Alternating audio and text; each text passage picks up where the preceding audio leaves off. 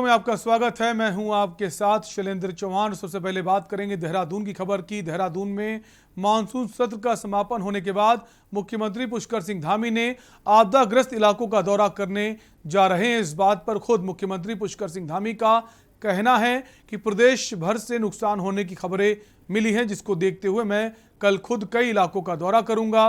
वहीं सभी डीएम को तैयारी पूरी रखने के लिए निर्देशित कर दिया गया है।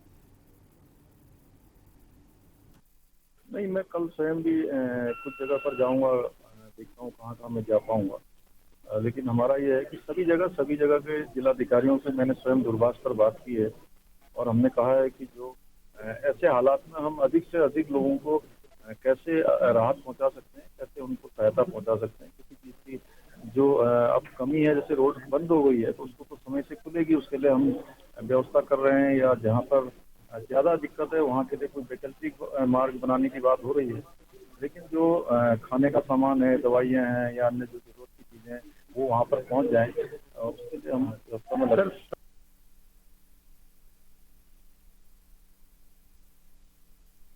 उत्तराखंड में ऐसा पहली बार हुआ कि विधानसभा का सत्र न सिर्फ शांतिपूर्वक संपन्न हुआ, बल्कि प्रदेश और जनहित के मुद्दों पर सत्ता पक्ष और विपक्ष के बीच स्वस्थ चर्चा भी हुई। मुख्यमंत्री पुष्कर सिंह धामी के व्यक्तिगत प्रयासों की वजह से सदन में वो सौहार्दपूर्ण माहौल दिखा, जिसे स्वस्थ लोकतंत्र का आधार माना जाता है। पूर्व मुख्यमंत्री नारायण दत्त तिवारी के बाद धामी एकमात्र ऐसे मुख्यमंत्री हैं जो विधानसभा में नेता सदन की भूमिका में भी सफल साबित हुए हैं। कई फैसलों को लेकर विपक्ष भी धामी का मुरीद हो गया। सदन के अंदर और बाहर विपक्ष के विधायकों ने मुख्यमंत्री के दिल खोलकर सराहना की।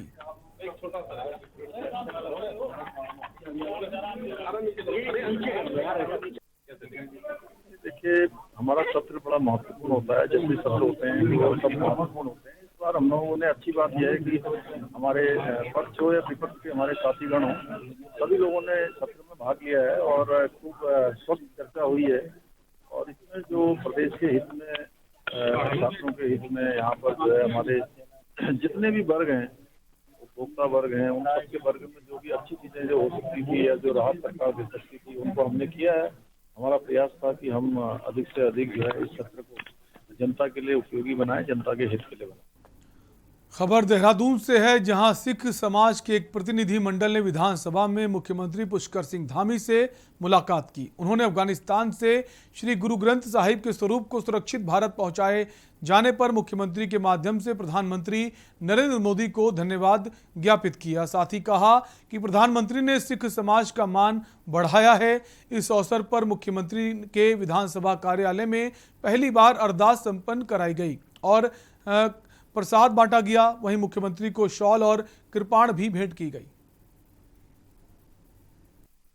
सभा आड़त बाजार की तरफ से प्रधानमंत्री श्री नरेंद्र मोदी जी का धन्यवाद करने के लिए आए हैं, क्योंकि जो अफगानिस्तान से गुरु ग्रंथ साहब सुरक्षित इंडिया लाए गए और जो सिख संगत थी उनको भी सुरक्षित इंडिया लाए हैं, उसके लिए हम धन्यवाद करते हैं। पुष्कर सिंह धामी जी सीएम साहब का भी धन्यवाद, उनके माध्यम से ही हमने ये आज यहाँ पर अरदास और कड़ा प्रसाद करके उनका धन्यवाद किया।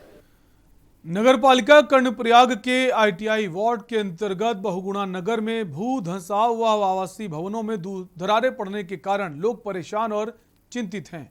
पीड़ित परिवारों की शिकायत पर उप जिलाधिकारी कर्णप्रयाग वैभव गुप्ता ने मौके पर जाकर इसका निरीक्षण किया। इस दौरान वहां मौजूद लोगों ने उप जिलाधिकारी को भवनों पर पड़ी दरारें दिखाई और मुआवजे की मांग की। वहीं पीड़ित परिवारों का कहना है कि मुआवजा मिला तो वे आंदोलन, मुआवजा अगर ना मिला तो वे आंदोलन को मजबूर हो जाएंगे।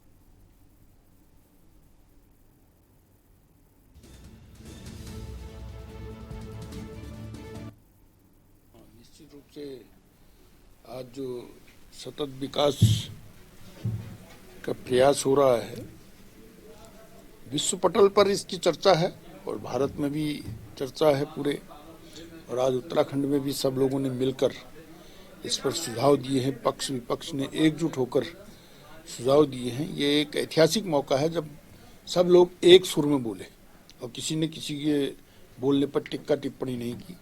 सभी बड़े सौहार्दपूर्ण वातावरण में बातचीत हो रही है। देखिए, चर्चा तो निश्चित ही आवश्यक है। बिना चर्चा के तो किसी चीज़ का समाधान होता ही नहीं। हम धन्यवाद देना चाहते हैं विधानसभा अध्यक्ष को, क्योंकि ये नॉन पॉलिटिकल था जो आज इशू है। ये स्टेट और देश को हम कैसे आगे बढ़ा सकते हैं, क्या क्या कमियां हैं, क्या लूप होल्स हैं हमारी योजनाओं में और क्या अच्छाइयाँ हैं, उन सब पर चर्चा हो रही है और विस्तार से सारे सदस्य जो है चर्चा में भाग ले रहे हैं। केदार घाटी के ऊंचाई वाले इलाकों में निरंतर हो रही बारिश से सुरम्य मखमली बुग्याल अपने यौवन पर है। हिमालय के आंचल में बसे खूबसूरत बुग्याल इन दिनों विभिन्न प्रजाति के फूलों से सजे हैं। तीर्थयात्री एवं पर्यटक हिमालय के आंचल में बसे इन सुरमई मखमली बुग्यालों, तीर्थ स्थलों और प्राकृतिक सौंदर्य से रूबरू हो रहे हैं और यही चाहते हैं कि सरकार इन तीर्थ एवं पर्यटक स्थलों का विकास करे, जिससे देश विदेश के लोगों तक इन स्थलों की जानकारी पहुंच सके।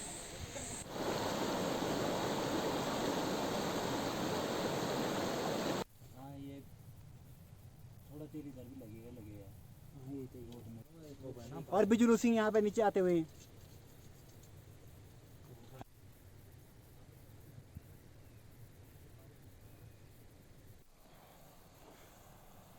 मनड़ा माई तीर्थ मधमेश्वर घाटी के रांसी गांव से लगभग 38 किलोमीटर दूरी पर है तथा सुरम्य मखमली बुग्यालों के बीच में मध्य विराजमान है।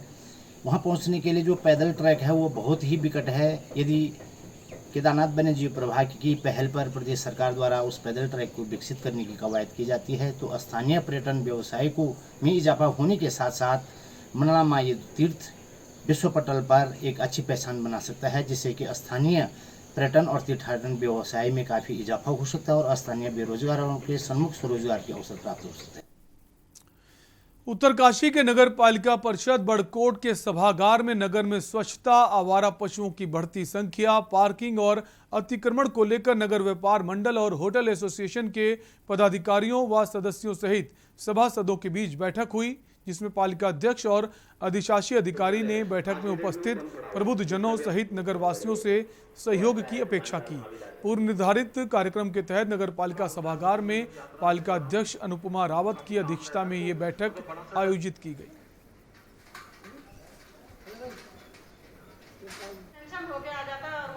लेकिन ये संयुक्त सर्वे करना बहुत जरूरी है। वक्त एक ब्रेक का है, खबरें भी और भी। आप देख रहे हैं के न्यूज, खबरों का सारथी। कोरोना संक्रमण धीरे धीरे कम हो रहा है। हालांकि हमारी लड़ाई अभी भी जारी है, लेकिन मानसून सीजन में कोरोना के साथ ही अन्य रोगों को नजरअंदाज करने की भूल ना करें। बरसात के इस मौसम में डेंगू, मलेरिया जैसी बीमारियां पनपने लगती हैं, जिनको लेकर जरा सी लापरवाही घातक साबित हो सकती है। उत्तराखंड सरकार आपके स्वास्थ्य के प्रति पूरी तरह जागरूक है। हम हर वो संभव प्रयास कर रहे हैं जिससे ये बीमारियां आपसे कोसों दूर रहें। आपकी सजगता और सहभागिता भी अत्यंत आवश्यक है। डेंगू का मच्छर सदैव घर और उसके आसपास इकट्ठा हुए साफ पानी में ही पनपता है और ये कुछ जरूरी उपाय अपनाकर खुद को और अपने अपनों को डेंगू से बचा कर रखें। घरों के आसपास पानी बिल्कुल भी इकट्ठा ना होने दें। कूलर का पानी प्रतिदिन बदलें। घर में गमला या गमला रखने वाली ट्रे में पानी ना ठहरने दें। बेकार बर्तन, खुली बोतलें, डिब्बे, टूटा हुआ प्लास्टिक और पुराने टायर आदि घर में जमा ना करें। पानी की टंकियों को ढक कर रखें। सावधानी के बावजूद अगर किसी में भी डेंगू के लक्षण दिखाई दें तो घबराएं बिल्कुल नहीं, बल्कि उन्हें नजदीकी अस्पताल ले जाएं और डॉक्टर की सलाह के बिना कोई दवा ना लें। अपनाएं स्वच्छता और कुछ सामान्य उपाय, डेंगू के प्रभाव से खुद को बचाएं। स्वच्छता अपनाकर बचाएं घर परिवार। खाली जाएगा डेंगू का हर वार। जुबान के लिए उड़ चला गैरों की ज़मीं पर, खुशबू अपनेपन की ढूंढता औरों की ज़मीं पर, मेरी माटी की ये जुबान, मेरी माटी की ये जुबान है मुझसे दूर मिलो दूर, पर ये दिल है कि चख रहा है उन्हीं अल्फाजों का नूर नूर और नूर। दूर कितना भी जा, इस जुबान से दूर ना जा पाओगे। विमल, बोलो जुबान केसरी। आप देख रहे हैं के न्यूज, खबरों का सारथी। ब्रेक के बाद आपका स्वागत है। इसी बीच खबर विकास नगर से आ रही है, जहां जीवनगढ़ गोलीकांड मामले को लेकर एक खबर है। गोलीकांड में शामिल तीनों हमलावरों की पहचान हो गई है। शुभम चौहान, रोहित और सेठ के रूप में ये पहचान हुई है। विकास नगर की खबर है। जीवनगढ़ में जो गोलीकांड हुआ था, उनमें जो आरोपी थे उनकी पहचान हो गई। 2 आरोपी पुलिस के हत्थे चढ़े हैं। जीवनगढ़ में हुए गोलीकांड का ये मामला है, जिसमें 2 आरोपी पुलिस की गिरफ्त में आ गए हैं और इस गोलीकांड में शामिल तीनों हमलावरों की पहचान हो गई है।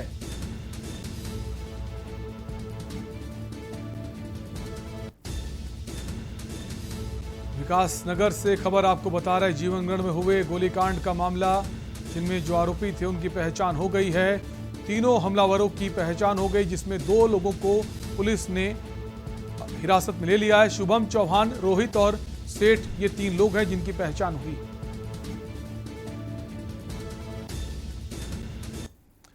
पहाड़ की महिलाओं की आर्थिक स्थिति मजबूत करने और उन्हें आत्मनिर्भर बनाने के लिए राष्ट्रीय ग्रामीण आजीविका मिशन के तहत महिला स्वयं सहायता समूहों के द्वारा कार्य किया जा रहा है, जिससे स्वयं से आज महिलाएं आत्मनिर्भर बनने के साथ आर्थिक स्थिति भी मजबूत होने लगी है। ऐसा ही एक समूह है जय मां भगवती समूह, जिससे जुड़ी महिलाओं ने अपनी आर्थिक स्थिति मजबूत की है। इस पर देखिए हमारी ये खास रिपोर्ट।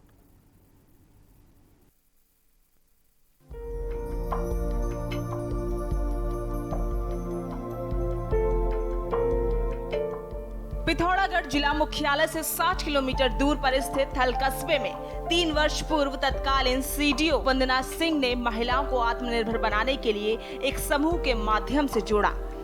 महिलाओं ने समूह के द्वारा पहाड़ों में मिलने वाले पौष्टिक अनाज मडुए से बिस्कुट बेकरी खोलने का निर्णय लिया। शुरुआती दौर महिलाओं का बाजार नहीं मिलने से कुछ परेशानी का सामना करना पड़ा, लेकिन राष्ट्रीय ग्रामीण आजीविका मिशन के माध्यम से महिलाओं को बिस्कुट बनाने के लिए उपकरण देने के साथ प्रशिक्षण भी दिलाया।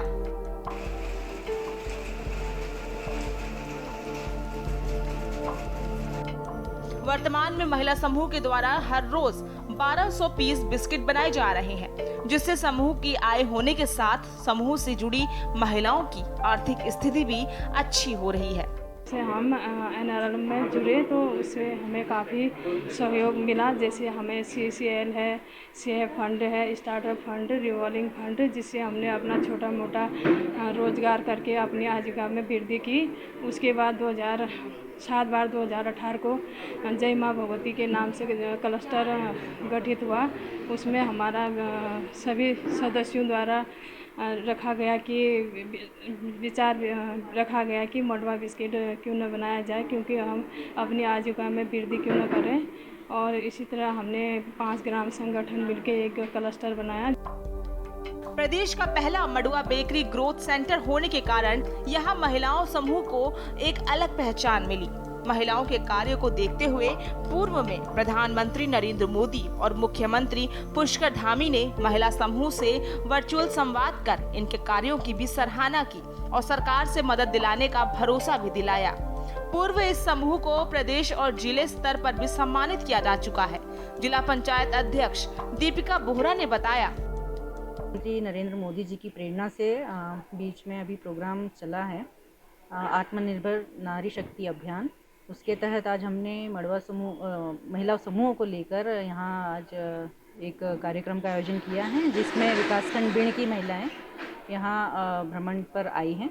एक्सपोजर विजिट हमने यहाँ इन महिलाओं के लिए करवाया है, जिससे रचनात्मक कार्यों के प्रति इनको जो है आगे बढ़ावा मिले। जैसे आज तक ये डेयरी या अन्य व्यवसाय से जुड़ती आई हैं, लेकिन आज बेकरी को लेकर भी इनके मन में एक उत्साह था कि हमें बेकरी करना है। तो इन्हीं की मांग के आधार पर आज हमने जिला स्तरीय एक्सपोजर विजिट आज यहाँ कराया है और इन महिलाओं का बहुत अच्छा रिस्पांस मिला है, हमें सहयोग मिला है।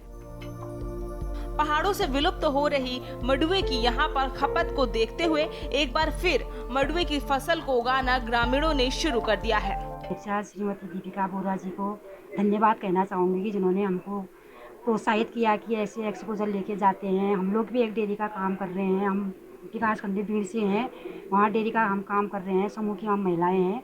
इनके कहने पर इन्होंने हमको प्रोत्साहित किया तो हम आज यहाँ पहुँचे हैं। हमको बहुत अच्छा लग रहा है इन महिलाओं की शक्ति को देख करके हमें भी लग रहा है कि हम डेयरी के अलावा भी कुछ अच्छा काम करें, बिस्कुट का भी करें, कैसे भी करें, हम भी आगे बढ़े और अच्छा काम करें। मैं आज बहुत अच्छा लगा क्योंकि घर से निकल पाना हम लोगों के लिए असंभव होता है, मगर हम लोग आज निकले। श्रीमती दीपिका बोरा जी हमारी जिला पंचायत अध्यक्षा मैडम, उनके कहने पर हम लोगों ने पहले उनसे कह रखा था कि हम भी कुछ करना चाहते हैं, हम भी आगे बढ़ना चाहते हैं। तो उन्होंने हमारे छोटे से आग्रह पे उन्होंने हमें आज यहाँ थल में जो बेकरी है यहाँ पर लेके आए और हम लोगों ने यहाँ देखा। बहुत अच्छा लगा क्योंकि हमारी यहाँ जो भी काम कर रहे हैं हमारी सारी महिलाएं काम कर रही हैं और जिसे देख के हमको भी आगे बढ़ने की बहुत ज़्यादा उम्मीद जगी है। जिस तरह यहाँ पर महिलाओं के समूह के द्वारा काम किया जा रहा है उसे देखते हुए ये लगता है कि आत्मनिर्भर महिला शक्ति अभियान को जरूर बढ़ावा मिलेगा। महिलाओं की आज यहाँ पर आर्थिक स्थिति मजबूत हो रही है, लेकिन समय समय पर महिलाओं को सरकार से मदद मिले और यहाँ पर बन रहे बिस्कुट को बाजार मिले तो अवश्य महिलाओं की आर्थिक स्थिति मजबूत होने के साथ आत्मनिर्भर भी बनेगी। बेरीनाग से के न्यूज इंडिया के लिए प्रदीप मेहरा की रिपोर्ट। और यहाँ पर रुकेंगे एक ब्रेक के लिए, फौरन लौटेंगे। आप देख रहे हैं के न्यूज, खबरों का सारथी। उत्तराखंड के मेधावी और प्रतिभावान छात्र छात्राओं के उज्जवल भविष्य के लिए राज्य सरकार ने लिया एक ऐतिहासिक निर्णय। सभी योग्य उम्मीदवारों को समान अवसर मिले और प्रतिभा के आड़े न आए कोई आर्थिक संकट। इसी उद्देश्य से मुख्यमंत्री पुष्कर सिंह धामी के नेतृत्व में उत्तराखंड सरकार ने संघ लोक सेवा आयोग, उत्तराखंड लोक सेवा आयोग, NDA, CDS और OTA, Indian naval academy, Indian air force academy इत्यादि की प्रारंभिक परीक्षा पास करने वाले चयनित छात्रों को 50,000 रुपए की प्रोत्साहन राशि देने का निर्णय लिया है। छात्रों का चयन पहले आओ पहले पाओ की तर्ज पर किया जाएगा। ये पैसा उम्मीदवार को एक मुश्त दिया जाएगा ताकि उन्हें मुख्य परीक्षा की तैयारी के लिए कोचिंग इत्यादि में किसी तरह की दिक्कत न हो। पैसों का पूरा भुगतान सीधा उम्मीदवार के बैंक खाते में होगा। 50,000 स्टूडेंट के लिए बहुत ही अच्छी आर्थिक मदद है, जिससे हम प्री क्लियर करने के बाद अपनी आगे का स्टडी मटेरियल और आगे की तैयारी कर सकते हैं। वो आराम से टेंशन फ्री होकर अपने फाइनल्स निकाल सकता है, वो अपनी बुक्स ले सकता है, अपना खर्चा उठा सकता है। मुख्यमंत्री पुष्कर सिंह धामी के कुशल नेतृत्व में राज्य सरकार का उठाया ये एक ऐसा महत्वपूर्ण कदम है जिसकी मदद से उत्तराखंड का युवा खुद लिखेगा अपना सुनहरा भविष्य। अब लक्ष्य को हासिल करने की राह में न होगी कोई बाधा। सबका साथ, सबका विकास, सबका विश्वास। जुबान के लिए उड़ चला गैरों की ज़मीं पर, खुशबू अपने पन की ढूंढता। दूर कितना भी जाओ, इस जुबान से दूर ना जा पाओगे। विमल, बोलो जुबान केसरी। आप देख रहे हैं के न्यूज, खबरों का सारथी। ब्रेक के बाद आपका स्वागत है। खबर लक्सर से है, जहां लगातार बारिश से जनजीवन अस्त व्यस्त हो गया है, तो वहीं हरिद्वार में भी गंगा नदी वार्निंग लेवल से अधिक ऊंचाई पर बह रही है। उप जिलाधिकारी ने बालावाली के गंगा नदी तटबंध पर निरीक्षण किया और हालात का जायजा लिया। तटबंध से सटे किसानों के खेतों में गंगा नदी का पानी पहुंच गया है। समस्त बाढ़ चौकियों को लेकर मंदिर मस्जिद के माध्यम से अनाउंसमेंट करके ग्रामीणों को सचेत भी किया जा रहा है कि कोई भी गंगा नदी के किनारे ना जाए, क्योंकि गंगा नदी का जलस्तर जो है उसका लेवल बहुत ऊपर आ गया है। मौसम विभाग ने 24 घंटों का भारी बारिश का अलर्ट भी जारी किया है।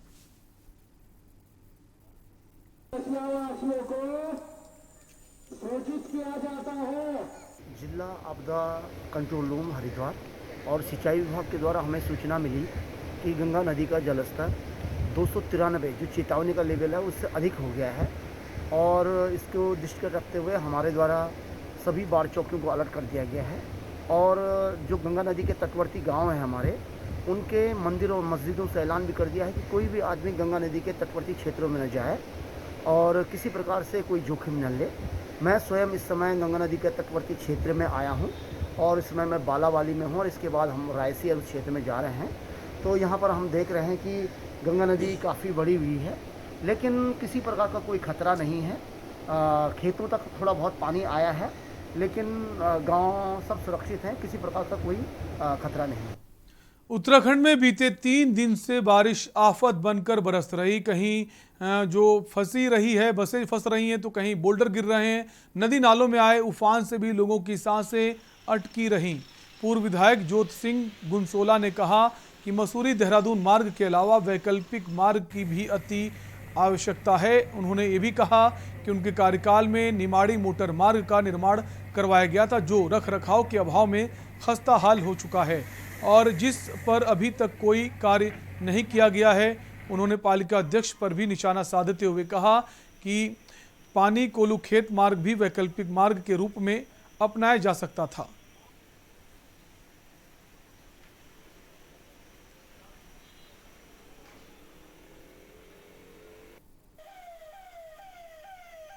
ये बहुत ही दुखद विषय है कि एक ऐसा नेशनल हाईवे जो कि हर समय बिजी रहने वाला है, मसूरी पर्यटन नगरी है, मसूरी से आगे आवागमन है लोगों का, और वो रास्ता मैं समझता हूँ कि सरकार की पहली प्राथमिकता में होना चाहिए था कि ये रास्ता कभी भी बंद ना हो किसी भी कीमत पे। नैनीताल में बीते दिनों से हो रही बारिश से फिलहाल राहत मिलने के आसार नजर नहीं आ रहे। वहीं मौसम विभाग के मुताबिक राज्य के अधिकांश क्षेत्रों में जो मैदान से लेकर पहाड़ तक अगले 2 दिनों तक बारिश का दौर जारी रहेगा। मौसम विभाग की माने तो नैनीताल, बागेश्वर और पिथौरागढ़ जनपद में भारी बारिश की संभावना है। इन जिलों में येलो अलर्ट जारी किया गया है। नैनीताल में बीते दिनों से हो रही बारिश से लोअर मॉल रोड में जगह जगह पानी भरने से लोगों को मुसीबतों का सामना करना पड़ रहा है। तो वहीं लगातार हो रही बारिश से डॉन बास्को स्कूल के समीप हाईवे पर भूस्खलन से सड़क के क्षतिग्रस्त होने से मार्ग को वाहनों के लिए बंद कर दिया गया है। प्रशासन ने रोड उक्त मार्ग से यातायात न करने की अपील की है। वहाँ पे हमें लाइसेंस मिला था with in the territorial limit of नगरपालिका बागेश्वर कि मार्च 2021 से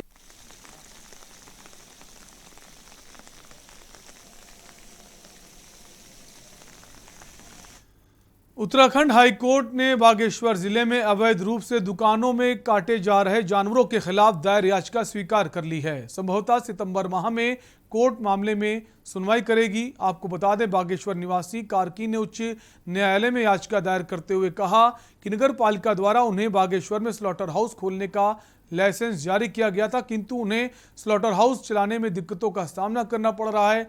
मीट विक्रेताओं द्वारा अपनी दुकानों में ही जानवर काटकर गंदगी इधर उधर फेंकी जा रही थी, जिससे दुर्गंध से लोगों का जीना दुश्वार हो गया।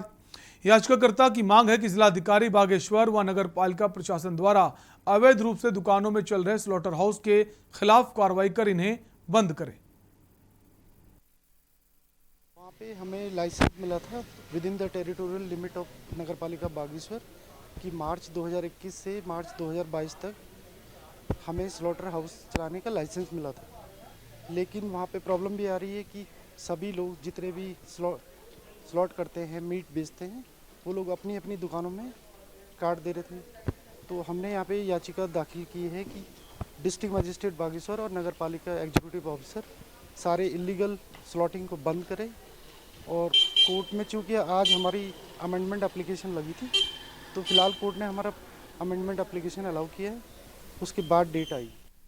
और फिलहाल उत्तराखंड की खबरों में भी के लिए इतना ही। बाकी खबरों के लिए बने रहिए के न्यूज़ इंडिया के साथ। नमस्कार। आप देख रहे हैं के न्यूज़, खबरों का